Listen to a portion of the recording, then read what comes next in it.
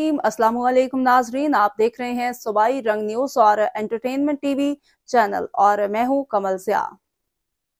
सबसे पहले नजर डालते हैं आज की अहम खबरों पर।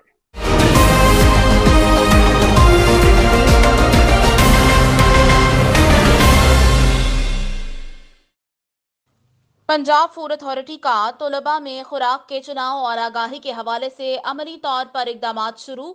ओपीएफ स्कूल रावलपिंडी में ईट सेफ किड्स कैंपेन के तहत तलबा के लिए आगाही सेमिनार का इनेकाद। तलबा को खुराक के चुनाव के हवाले से आगाही और हदायत दी गई। तर्जुमान फूड अथॉरिटी के मुताबिक ओपीएफ स्कूल रावलपिंडी में ईट सेफ किड्स कैंपेन के तहत तलबा के लिए आगाही सेमिनार का इनेकाद किया गया, जिसमें additional director operation Abdurrahman Khan और प्रिंसिपल हामिना जाहिद ने बतौर मेहमान खसूसी शिरकत की।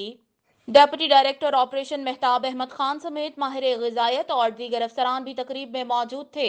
उन्होंने बताया कि सेमिनार में स्ट्रीट फूड की बजाय घरेलू अशिया के इस्तेमाल पर तलबा को तरबियती सेशन दिया गया। स्कूल कैंटीन पर मयारी अशिया की फराहमी मुमकिन बनाने के लिए स्कूल इंतजामिया को भी हदायत फराहम की गई।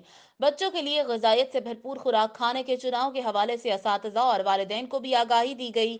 तलबा की बेहतर ज़हनी और जिस्मानी नशोनुमा से ही मुल्क व कौम का मुस्तकबिल मुंसलिक है। बीमारियों से पाक सेहतमंद मुआशरे की तश्कील के लिए हमें बुनियादी सतह पर काम करना होगा।